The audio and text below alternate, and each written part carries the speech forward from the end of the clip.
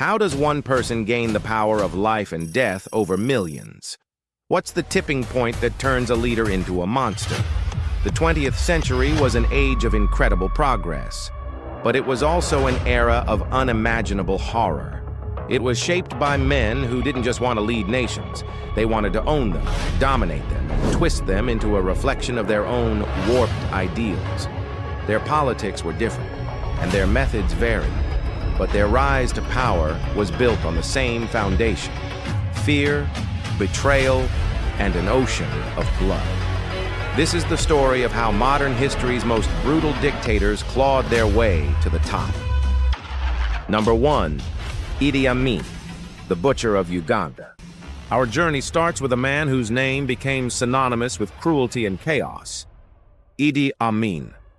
Known as the butcher of Uganda, his path from a respected soldier to a monstrous tyrant is a chilling look at ambition gone rotten.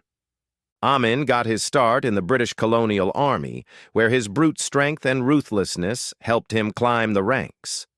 When Uganda gained independence in 1962, he cozied up to the nation's first prime minister, Milton Obote, who made him commander of the army. From there, Amin built a powerful network within the military, but his loyalty was just for show.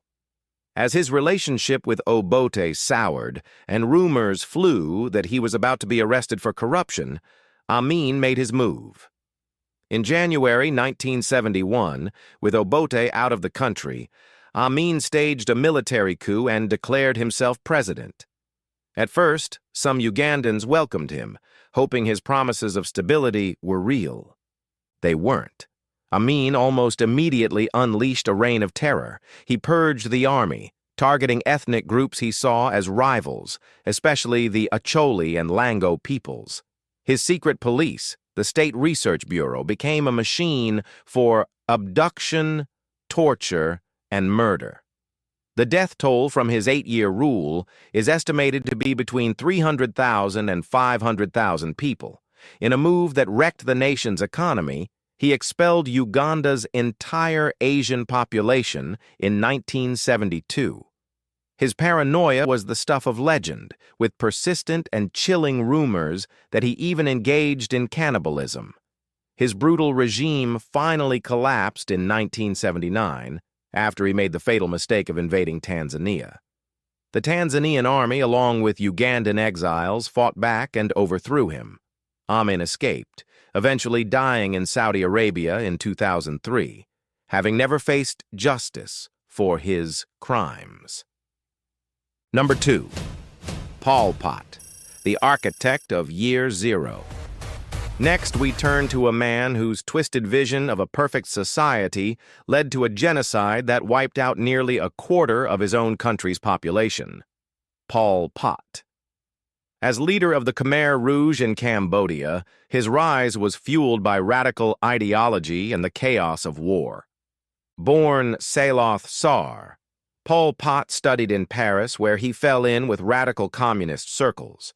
When he returned to Cambodia, he became a central figure in the communist movement, eventually leading the Khmer Rouge guerrillas. The game changer came in 1970 when a U.S.-backed coup plunged the country into civil war. Backed by North Vietnam, Pol Pot's forces grew stronger, and in April 1975, they marched into the capital, Phnom Penh. What came next was one of history's most insane and brutal social experiments. Pol Pot declared Year Zero, a plan to erase every trace of modern life and create a pure peasant-based society. The cities were emptied at gunpoint. Their entire populations marched into the countryside to slave away on collective farms. Money, private property, and religion were outlawed. The regime hunted down intellectuals, a term so broad it could mean anyone who wore glasses or knew a foreign language. Doctors, teachers, and artists were systematically murdered. The infamous Tuol Sleng prison became a factory for torture, while across the country, mass graves known as the killing fields silently filled with victims. Between 1975 and 1979, it's estimated that up to 2 million Cambodians were executed or died from forced labor, starvation, and disease. Pol Pot's nightmare finally ended in 1979 when Vietnam invaded and toppled his regime. He died in 1998, a frail old man under house arrest. Number 3, King Léopold II, the ghost of the Congo. This next leader is unique. He never set foot in the country he destroyed, ruling instead from a palace thousands of miles away. He wasn't a revolutionary or a general, but a European king, Léopold II of Belgium. Léopold desperately wanted a colony to bring Belgium wealth and status. At the Berlin Conference in 1884, where European powers were slicing up Africa like a cake, he made his move. He brilliantly convinced the other nations to give him personal control over the massive Congo Basin, an area 76 times the size of Belgium. He promised he was on a humanitarian mission to end slavery and bring civilization to the region. He even called his private kingdom the Congo Free State. It was a lie. The state was Leopold's personal piggy bank, and he ran it for one thing: profit. He created a mercenary army, the Force Publique, to terrorize the local population into harvesting rubber and ivory. A brutal quota system was put in place. If a village failed to deliver its share of rubber, the consequences were horrific. The Force Publique became infamous for its gruesome practice of cutting off the hands of men, women, and children as proof that they weren't wasting bullets. Villages were burned, families held hostage, and anyone who resisted was slaughtered. The result was a demographic catastrophe. While the true number is impossible to know for certain, historians estimate that several million Congolese perished, with many modern estimates clustering around 8 to 10 million deaths from murder, starvation, and disease. Eventually, international outrage forced Léopold to give up his personal fiefdom in 1908. He died a year later, having made a massive fortune off the blood and rubber of the Congo. Number 4. Adolf Hitler, the architect of the Holocaust. There are some names in history that need no introduction. Adolf Hitler is one of them. A failed artist and decorated World War I veteran, he weaponized a nation's shame and economic misery to become the absolute dictator of Germany and unleashed the deadliest war in history. After the war, Hitler found his calling in the tiny German Workers' Party, which he quickly transformed into the Nazi Party. His fiery speeches and masterful propaganda preyed on deep resentment over the Treaty of Versailles and the chaos of the Great Depression. After a failed coup in 1923 landed him in prison, he wrote Mein Kampf, a book that laid out his racist ideology of Aryan supremacy and his plans for conquest. By 1932, the Nazis were the largest party in the German parliament. On January 30th, 1933, conservative politicians, thinking they could control him, convinced President Paul von Hindenburg to make Hitler chancellor. It was a disastrous mistake. Using a fire at the Parliament building as a pretext, Hitler suspended basic freedoms. When Hindenburg died in 1934, Hitler merged the roles of chancellor and president, declaring himself the Führer, the absolute leader.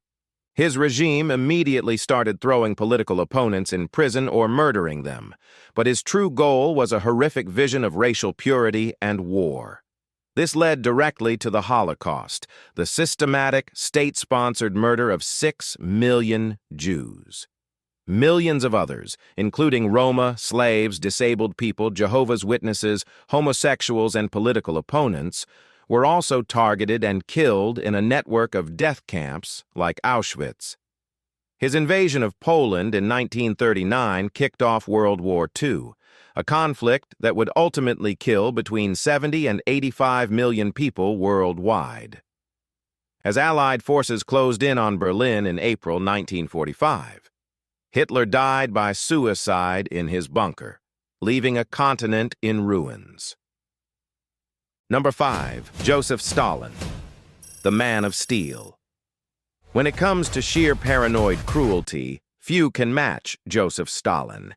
His adopted name, meaning Man of Steel, was a perfect fit for a ruler who forged the Soviet Union into a superpower through pure brutality, at the cost of millions of his own people.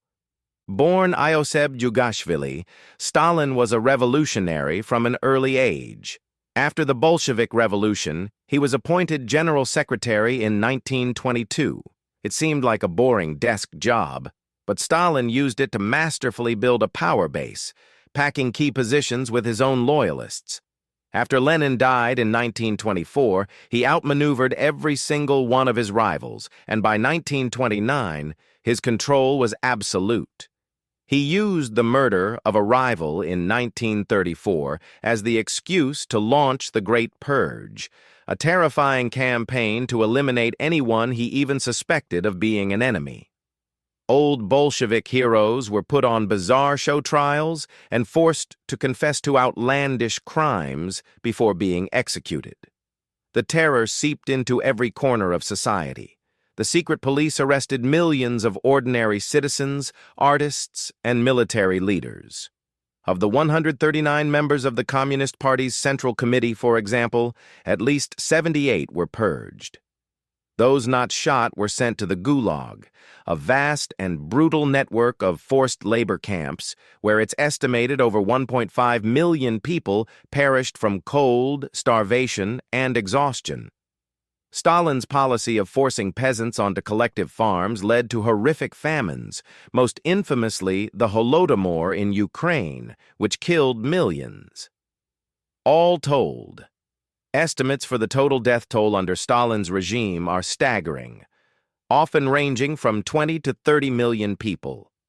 He ruled with an iron fist until his death in 1953, leaving behind a legacy of terror that still haunts Russia today. Number 6. Mao Zedong, the Great Helmsman. But at the very top of this list, judged by the horrifying metric of sheer numbers, stands one man, Mao Zedong, the founder of the People's Republic of China. While he is still revered by some as a revolutionary who unified a nation, his policies led to the single deadliest famine and the largest death toll under any individual leader in human history. Mao led the Chinese Communist Party to victory in 1949 and demanded absolute loyalty. In 1958, he launched the Great Leap Forward, a disastrous campaign to rapidly industrialize China overnight. Private farming was outlawed, and millions were forced into massive communes. Officials set wildly unrealistic production quotas, and local leaders, terrified of being punished, lied and reported record harvests that never existed. Based on these phantom numbers, the state took its share of grain, leaving the farmers who actually grew it to starve.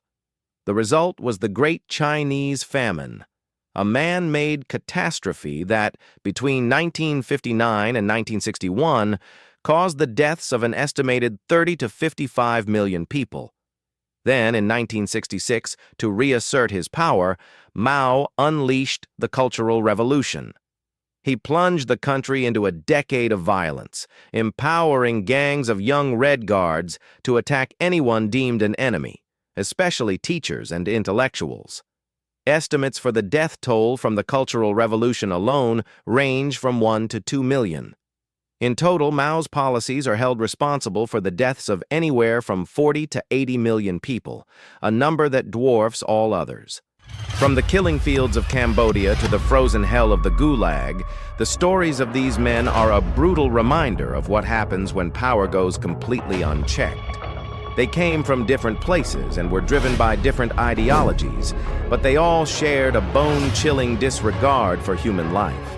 They turned patriotism into paranoia, policy into mass murder, and their personal ambitions into national tragedies on a scale that's hard to even comprehend. The paths they took are a warning, a lesson written in the blood of tens of millions. But who do you think was the most brutal? And are there other deadly leaders you think deserve a spot on this list? Let us know down in the comments. If you found this dive into history's darkest chapters fascinating, be sure to subscribe and hit that notification bell so you don't miss our next video. Thanks for watching.